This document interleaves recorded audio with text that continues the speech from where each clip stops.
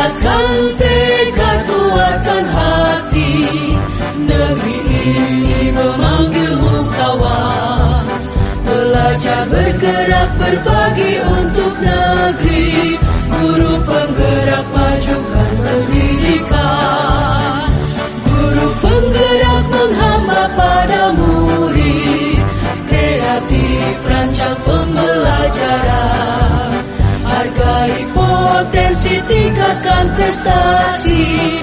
Lahirkan profil pelajar Pancasila. Belajar bergerak berbagi untuk negeri. Kita menjalin kolaborasi. Bismillahirrahmanirrahim. Assalamualaikum warahmatullahi wabarakatuh. Selamat pagi. Om Swastiastu, Namo Buddhaya, Salam Kebajikan. Bapak Ibu sekalian, terima kasih banyak atas kesempatannya hadir di tempat ini dalam rangka mengikuti kegiatan pembahasan saya, yaitu tentang budaya positif terkait dengan tugas saya sebagai CGP Angkatan 11 Kabupaten Morowali Utara. Tapi sebelumnya Bapak Ibu, untuk menghilangkan kita punya sedikit ketegangan, kita istirahat dulu ya. Oke, jadi duduk saja di situ Bapak Ibu, boleh kita institusinya bisa duduk, bisa juga berdiri, tapi kita samakan saja duduk saja Bapak ya, Ibu ya.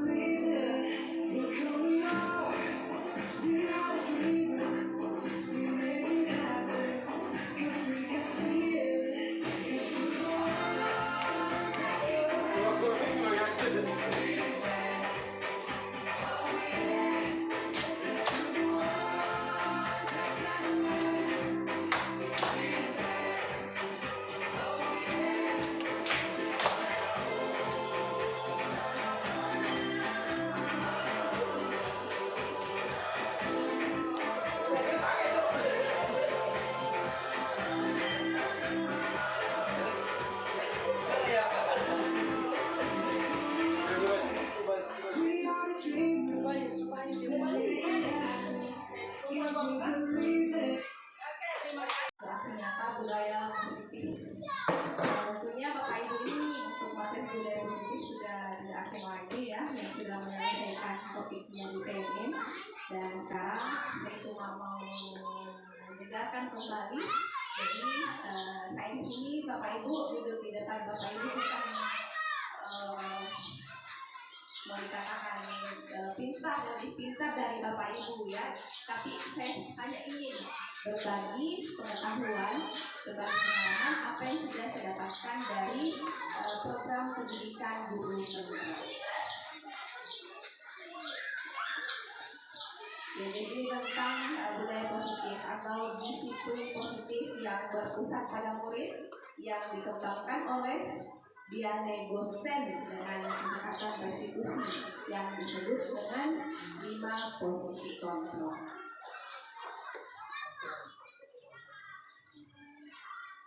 Ya, jadi beliau mengemukakan bahwa guru perlu meninjau kembali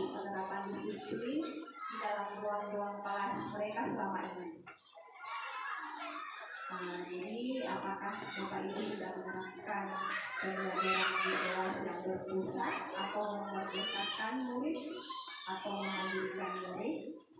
Bagaimana dan mengapa? Jadi di sini dikatakan bahwa oleh Dr. William Glasser dosen berkesimpulan ada 5 posisi kontrol yang diterapkan seorang guru, orang tua ataupun atasan dalam melakukan kontrol. Kelima posisi kontrol tersebut adalah penghukum, pembuat rasa bersalah, teman, pemantau, dan manajer. Jadi di sini sebentar saya akan memperlihatkan contoh yang mana itu penghukum, pembuat rasa bersalah, teman, pemantau, dan manajer. Dan di sini Bapak Ibu bisa menyimpulkan sendiri yang mana yang sering saya lakukan, mana yang masih sering saya lakukan pada saat menghadapi siswa.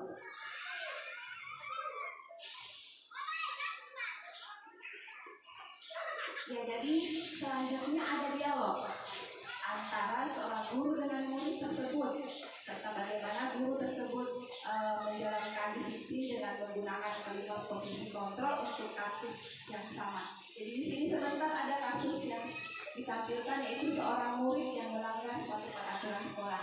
Jadi di sini akan ada contoh bagaimana kelima posisi kontrol ini diterapkan kelima posisi kontrol ini dalam menghadapi anak yang melanggar peraturan sekolah tersebut. Ya, jadi kasus yang sama ya, yaitu Adi yang terlambat hadir di sekolah.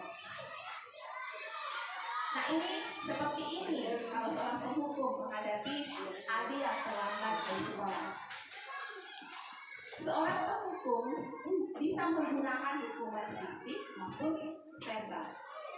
Orang-orang yang menjalankan posisi penghukum senantiasa mengatakan bahwa sekolah memerlukan sistem atau alat yang dapat lebih menekankan murid-murid lebih dalam lagi. Guru-guru yang menerapkan posisi penghukum akan berkata, jadi seperti ini kata-katanya, patuhi aturan saya atau awas. Kami selalu saja salah. Pasti selalu yang terakhir saya ini kalau udah menjalankan tugas ya. Guru seperti ini sedang mereka percaya hanya ada satu cara agar pembelajaran bisa berhasil, yaitu cara ini.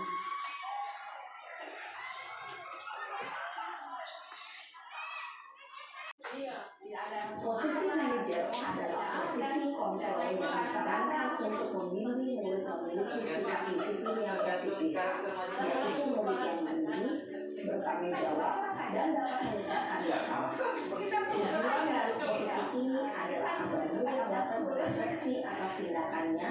Guru akan dengan terus memberikan pertanyaan-pertanyaan bermakna, sehingga membuat murid dapat belajar dari kesalahannya dan mencari sebuah solusi untuk menyelesaikannya.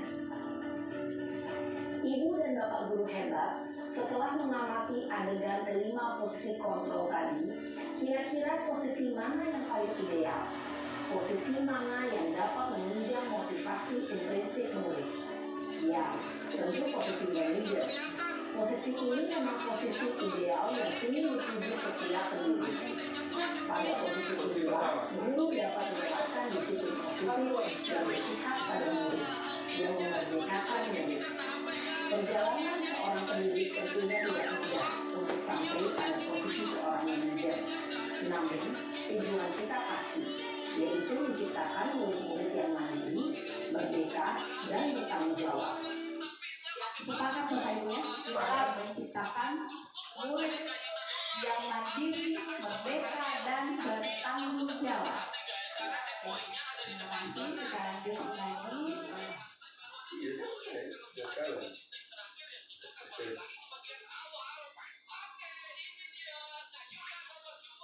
Nah, sekarang Bapak Ibu, karena kita akan berusaha untuk menjadi seorang manajer dalam memperlakukan murid yang melanggar ya.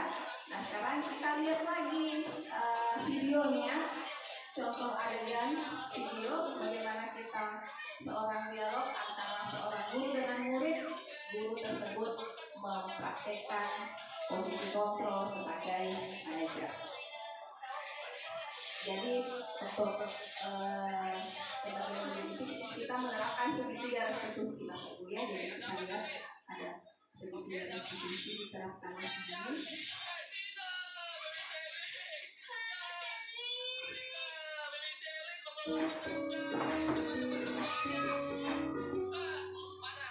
Salam dan bahagia Ibu dan Bapak Guru hebat. Pada video kali ini kita akan membahas tentang salah satu program disiplin positif yang diterapkan di lingkungan sekolah yang dikenal dengan nama restitusi.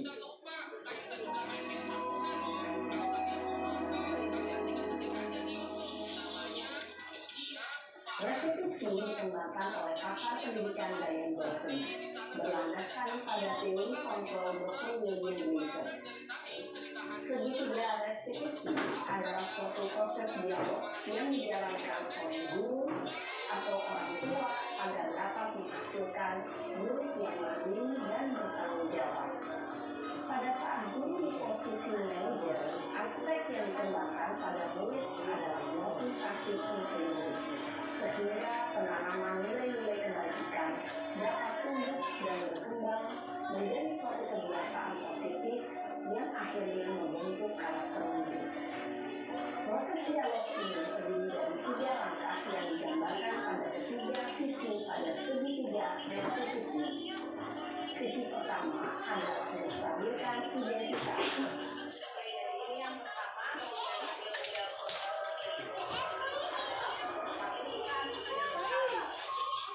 Sisi yang kedua adalah validasi tindakan yang salah. Dan sisi yang ketiga adalah menanyakan keyakinan. Di sini ada masing-masing dialog sebenarnya bagaimana kalau kita melestarikan identitas terlebih dahulu, dan setelah itu memvalidasi tindakan yang salah, dan setelah itu menanyakan Keyakinan. Ibu dan Bapak Guru, berikut ini akan ditunjukkan bagaimana seorang guru berada dalam posisi manajer menggunakan penerapan segitiga restitusi. Contohnya, kenapa? Karena dia permintaan. Tadi faktor kuantitas, kualitas goyang. Nah itu masalahnya. Di sini kita menempatkan diri sebagai apa gitu. Nah baru kalau dari yang saya lihat dari tadi, mungkin kenapa saya ragu satu kali, karena saya sudah masuk situ kali. Jadi sama dengan bahasa saya tadi, mungkin saya masih berpendapat berada pada posisi 1, 2, 3, bahkan 4, hanya pada kondisi tertentu. Kenapa? Karena teori dibuat itu hanya untuk mendukung persepsi. Sedangkan menurut teori behaviorisme, tadi kan ada tadi respon sama stimulan, respon dan kesenangan. Nah bentuk respon dan tangan itu menurut teori behaviorisme itu ada hadiah atau prize, prize, hadiah dan hukuman. Nah, cuman dari hukuman ini dari pandangan yang berbeda. Selama di hukuman yang membangun, dibenarkan. Nah, seperti berarti hukuman kita ganti just sanksi dan konsekuensinya. Nah, cuman pada itu saya mungkin kalau dari saya sepakat saja dari 5 posisi kontrol, posisi yang sangat kita tidak dinamakan sebagai seorang guru dan untuk menghindarkan kita dibenci oleh siswa kan, itu pada posisi manajer. Kenapa? Saya sudah merasakan dampaknya apa yang saya lakukan kemarin di angkatannya Putra, Angga, itu ada beberapa orang yang bahkan bukan dalam tanda kutip respect, tapi memang mereka tidak bisa dibilang dalam bahasa benci. Kenapa? Karena tidak respect saya sebagai seorang guru, dan itu saya sangat sadari konsekuensi yang saya harus ambil karena saya mengambil pemahaman tadi itu. Ya, saya itu berdoa semoga kedepannya pemahaman yang saya anggap benar itu bisa berubah. Karena cuma pemikiran batinnya adalah apa yang kita lihat, apa yang kita tonton tadi pada satu kondisi di mana anak itu memang bisa diatur. Coba kita tempatkan pada kondisi-kondisi yang kita alami selama ini. Itu saja, terima kasih. Baik, bentuk. Saya Terima kasih Pak Sul. Jadi intinya penghukum itu Pak ya. Ya masih penghukum juga Pak tujuannya kalau kita melakukan seperti tadi. Kita belajar. Nah sekarang kita dengarkan dulu Bu Atul tadi.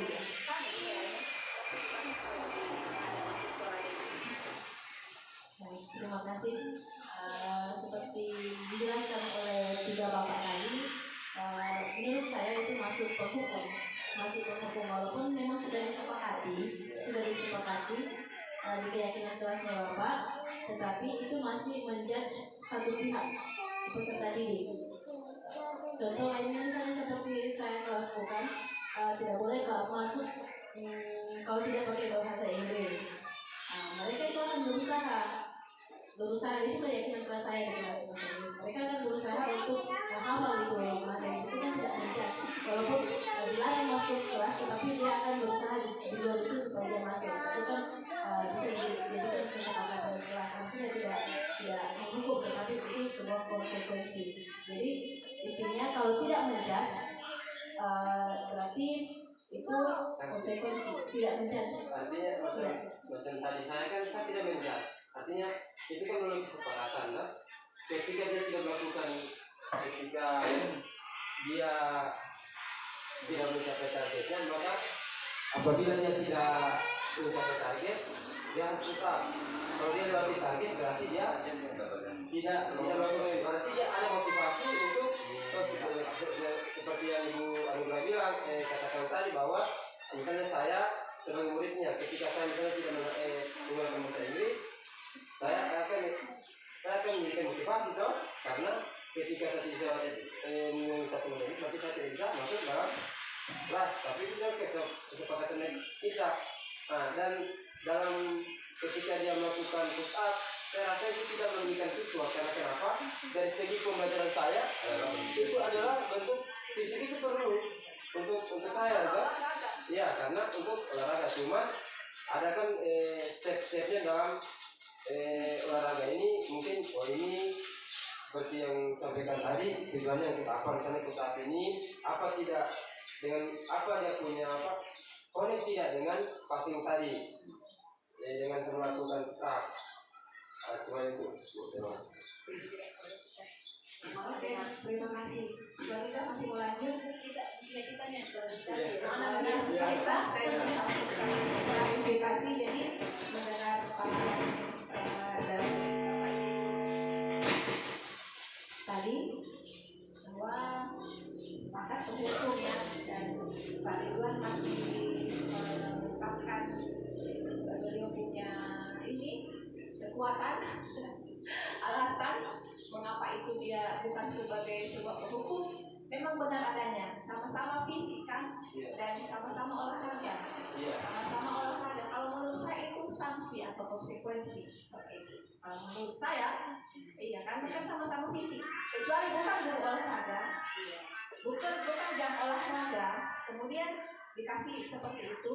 Apalagi ini kan sudah disepakati bersama. Apalagi memang ini sudah disepakati bersama kan, jadinya adalah sebuah, kalau menurut saya ya, sebuah konsekuensi. Kecuali kalau tiba-tiba saja Pak Ridwan menyuruhnya tanpa ada kesepakatan terlebih dahulu, itu baru hukuman mungkin ya. Seperti itu kan? Bisa kata tidak sepakatan. Artinya saya melalui kesepakatan hanya untuk melakukan passing 15 kali. Kalau sebelum itu sudah ada kesepakatan. Iya, saya kan tanya.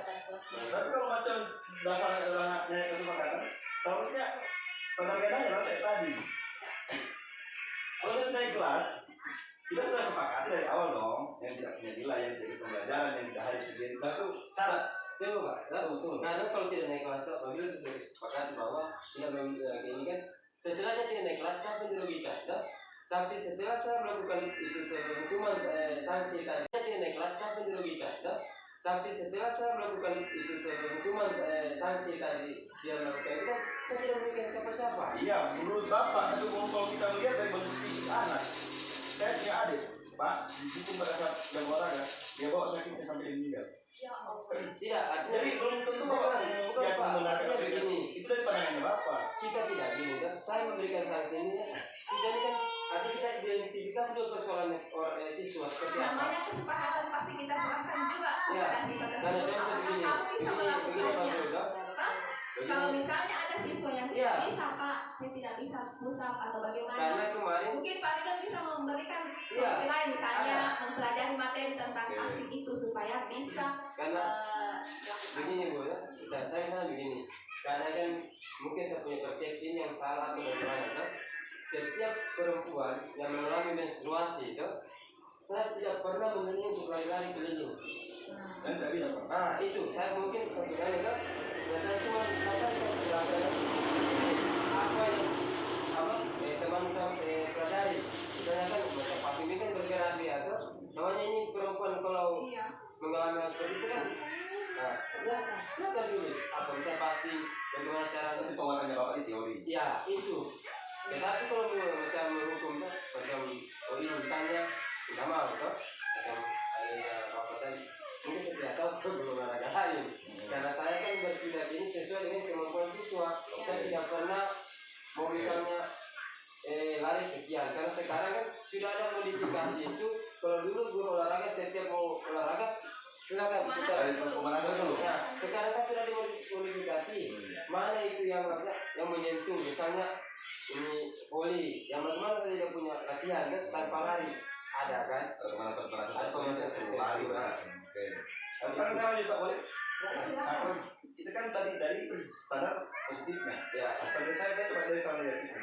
Begini, kalau memang kayak bahasa dari kesepakatan, ya, berasal dari kesepakatan, saya pikir naik kelas kita sama-sama sepakati dengan siswa. Kita sudah buat aturan, kita balik lagi aturan Ya. standar posisi kontrol 1 ini. Ya, ya. Permasalahannya, kita sudah sepakati 30% tidak hadir, siswa itu bisa tinggal kelas. Terus yang kedua, siswa tidak mengikuti pembelajaran, tugas-tugasnya tidak terselesaikan, bisa tinggal kelas. Toh? Tetapi itu dibantahkan karena apa? Karena peraturan mengatakan siswa tidak bisa tinggal kelas. Bagaimana? Kan sekarang kalau kehadiran kan kita bisa Kembalikan belajar pada online. Itu intinya. Jadi peraturan bisa begini Pak.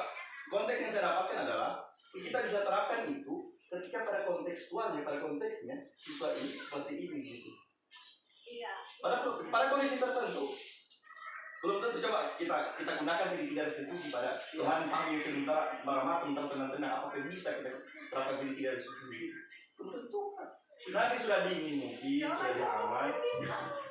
Ya kalau saya pakai bukan tiga restitusi yang saya pakai Pak. Bapak juga bisa tempat itu kalau saya kan dikasih siapa tak? Dikasih, iya bisa. Cuman Apa yang kamu lakukan? di kondisi tertentu maksud saya Bu, di kondisi tertentu di saat itu dia tidak bisa menerapkan itu karena buktinya yang lain diam. Saat itu terjadi yang lain diam. Seandainya kita tidak amankan itu anak kemarin, kita tidak amankan, kita tidak pakai dengan cara yang tekan sedikit, mungkin pecahkan kemarin tinggi. Kenapa? Karena kemarin dia merasa diri, tidak ada yang takut, tidak ada yang lebih tinggi kasarnya daripada dia, sehingga semua orang yang bisa tindas. Itu kondisi yang saya dapat. Cuma apakah itu dibenarkan? Tidak. Saya bahkan mengundas apa yang saya lakukan salah. Kenapa? Karena yang jadinya saya ditakuti oleh anak, saya dibenci oleh anak. Cuma pada konteks ini saya pemahaman saya sama si pada tadi itu, karena saya duduk di sini karena guru-guru yang melakukan itu market sekolah saya. Jadi mungkin pada pemahaman ini kita berbeda. Cuman harapan saya semoga ke depan saya bisa pemahaman saya itu bisa aku dapatkan. Ya, amin. Itu saja. Baik. Tapi kita selesai dulu untuk di sini ya. Kita lanjut dulu. Ini ada lagi kasusnya. Murid diminta bertelanjang kaki sepanjang hari karena tidak menggunakan sepatu warna hitam sesuai peraturan sekolah. Hukuman atau konsekuensi? hukuman ini, proses hukuman. Hukuman rugikan. Hukuman. Coba kita cek dulu hukuman. Benar. Hukuman. Ya. Kalau saya beli sepatu mahal. Hukuman ya. Lanjut. Ada lagi pertanyaan. Berdiri di depan kelas sambil mengangkat kaki satu tidak bisa menjawab pertanyaan. Siapa yang bisa melakukan ini?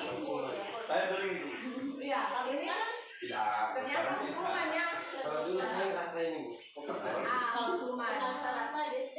Ya, iya makanya kenapa saya bilang begitu? Karena saya masih menerapkan apa yang guru saya terapkan. Iya, dia biasa kadang dulu guru-guru itu membersihkan tumpahan air di meja tulis karena tersenggol pada saat belajar. Sanksi. Ini Saya sanksi ya. hukuman ini. Itu benar. Kenapa sampai ada di meja, ada air di meja itu sampai belajar itu? Oke.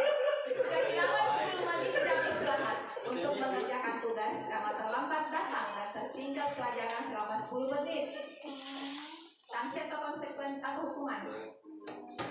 Pidana 10 menit dan Silakan untuk mengerjakan tugas. Sanksi.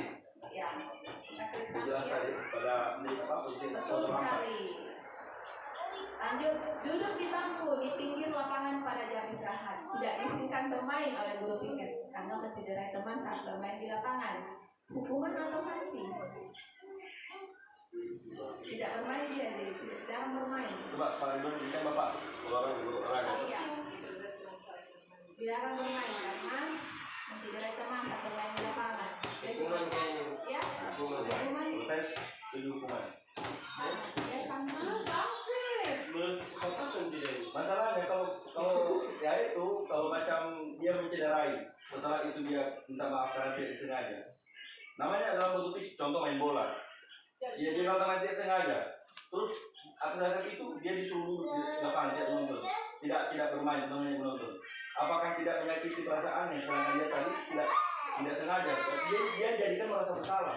Ya, makanya itu Itu masalahnya itu tergantung konteks. itu membuat dia merasa lebih hati-hati lagi saat bermain supaya tidak sengaja. bagaimana kalau dia yang dijegal yang Tidak, tak belajar sama dia itu. Ya, jadi dan aku kata dah saya sakit dikasih sanksi seperti itu supaya pada saat bermain lagi dia akan lebih hati-hati loh. Ya, seperti itu. Dan hukumannya sanksinya juga tidak terlalu berat kan, cuma disuruh duduk saja. Nah, jadi anak yang suka bermain walaupun cuma duduk-duduk pasti dia akan merasa tidak nyaman, kecuali kalau memang anaknya memang tidak suka aktif, pasti senang saja dikasih hukuman seperti itu, cuma disuruh duduk saja. Jadi ini hasilnya anak akan merasa lebih berhati-hati lagi pada saat bermain supaya tidak mencederai teman seperti itu kan. Lanjut, terlambat hadir di pembelajaran daring 15 menit dan diminta untuk tinggal 15 menit sesudah kelas usai untuk membahas ketertinggalan pembelajaran. Ya. Ya kalau begini sekali ya. Pesan saya ini perjalanan ini. Lari mengelilingi, ini Kak. Lari mengelilingi lapangan basket 2 kali karena terlambat 10 menit untuk pelajaran PJ Okap. Ya, Sanksi hukuman. Kalau saya tidak bisa lebih hukuman ini karena saya menurut kesepakatan. sanksi. Dan ketika saya kasih mengelilingi itu, saya lagi Ini hukuman, misalkan. berarti Bapak bilang hukuman. Iya, nanti dia bilang Ya, sanksi. hukum. Ada sanksi. Tapi ini sanksi Pak, makanya saya tadi itu jawab Bapak itu sanksi konsekuensi artinya Bapak tadi kasusnya karena sama-sama olahraga, sama-sama berkomunikasi. Jadi sanksi lah. Ya sanksi, benar. Karena konteksnya itu sudah ada ujungnya BJOK, itu penguatannya. Iya, itu penting. membersihkan WC sekolah karena menelan Nah ini membersihkan WC sekolah karena mematahkan pensil kawannya ini tidak ada kaitan berarti Sanksi. Hukuman. hukuman. Kira saya sanksi ini sangat ambilnya di hukuman, maksudnya pada dalam katanya hukuman pada dalam katanya Ada bedanya. Kalau konsekuensi Kalau sanksi itu diambil atas tindakan yang dilakukan setelah sesuai persetujuan. Sesuai kesepakatan. sanksi yang menurut KBBI Yang cuma kamu KBBI cuma sanksi juga tapi lebih halus lah